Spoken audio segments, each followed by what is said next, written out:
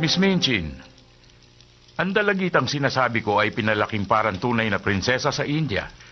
Kaya inaasahan kong ganun din niyo siya ituturing dito.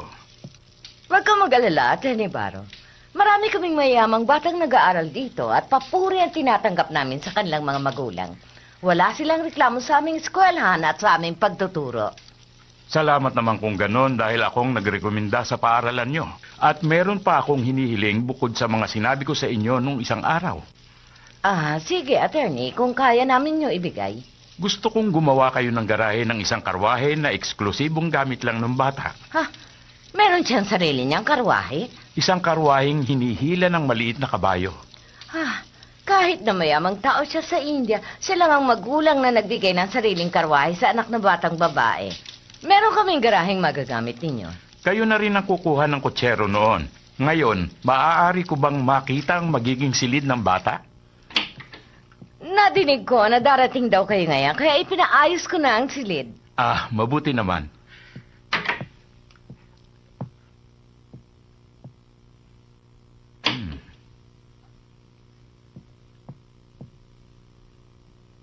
Amelia, ayos na ba ang espesyal na silid?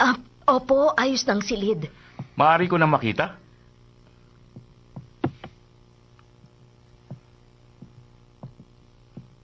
Ito ang magiging katulong niya. Magaling.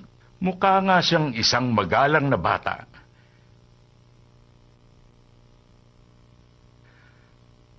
Hindi ko gusto ang kwadrong yan. Baka biglang mahulog yan sa ulo ng bata habang siya'y natutulog. Malaking disgrasya. Alisin yan dyan. Siguro mas bagay kung pipintahan nyo ng may disenyong bulaklak.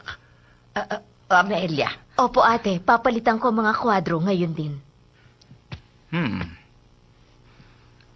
At ang kamang ito, parang hindi siya ganun kalambot para matulog dito yung bata, hindi ba? Opo, papalitan ko din po.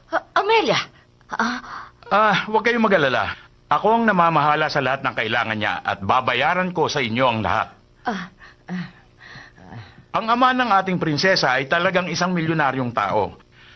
Mahal na mahal niya ang kaisa-isa niyang anak. Kaya baliwala sa kanya ang mga gastos. Nasaan na ang batang tuturuan namin at ang kanyang ama? Narito na. 3 araw na sila dito galing India. Kasalukuyan silang nasa Hotel Savoy at nagpapahinga. Hotel Savoy. Rektora, yun po ang tanyag na hotel na tinutulugan ng mga hari. Si Johann Strauss tumutugtog doon at ang kanyang orkestra araw-araw. Mayayaman ang mga taong tumutuloy doon. Alam ko yun.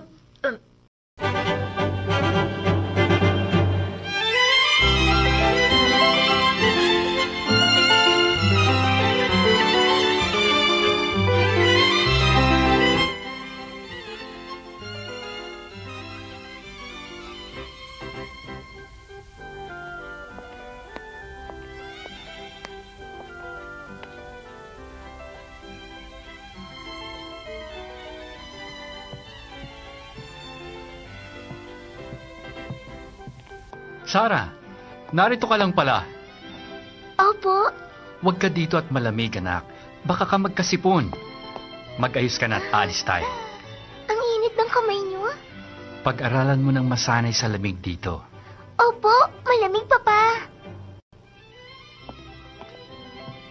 Sarah! Sarah!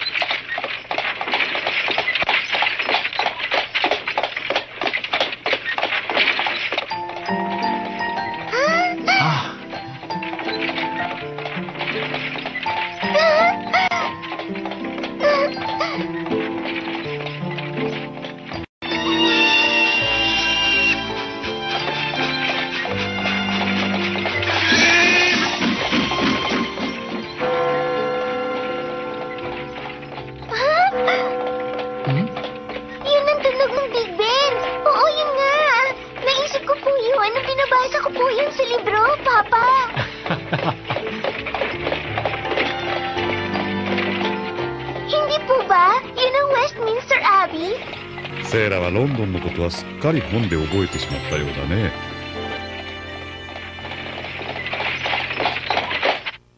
Patawad po, Rektora. Hindi ko alam na kailangan niyo ako, kaya ngayon lang ako humarap sa inyo. Si James, nasan? James! Oh, James! Dali! magandang araw po, Rektora. Ano po ba ang kailangan nyo sa akin? Ngayon magkakaroon tayo ng bagong estudyante. Isa siyang mayamang bata. Gusto kong ingatan niyo ang kilos niyo sa kanya. Kailangan ninyo siyang tatuhin parang prinsesa. Pag nasira ang tiyan niya dahil sa niluluto mo, James, sisisantihin ko kayo. Ha?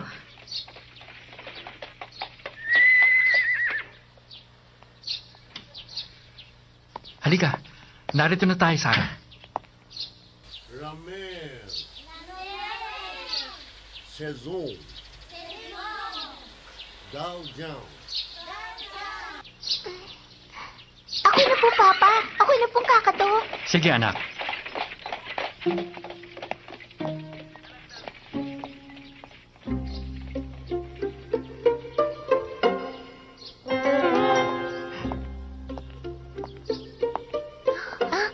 Ito ang eskwelahan mo, anak. Opo.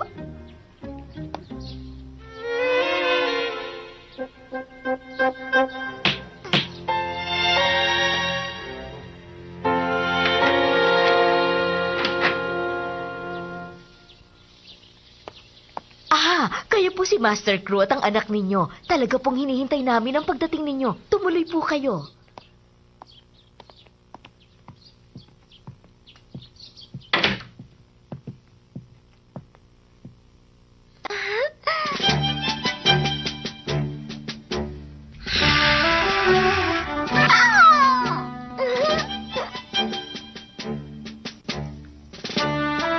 Dito po tayo.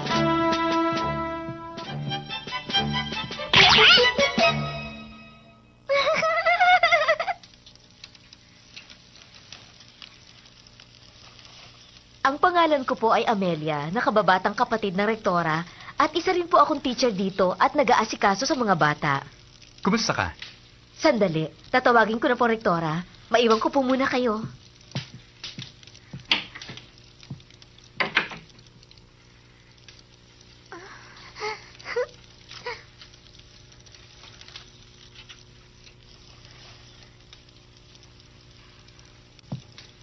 Sarah, mukhang mabait si Miss Amelia, di ba?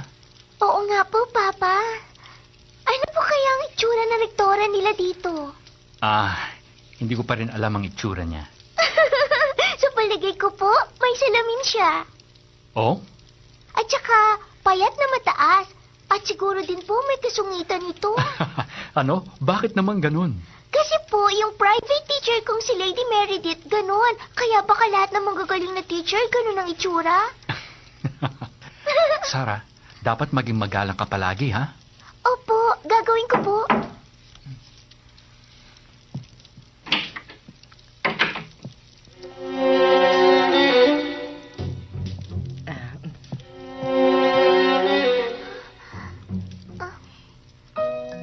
Pasensya nang naghintay kayo. Ako si Miss Minchin, ang rektora. Ako naman po si Leaf Crew. Sarah?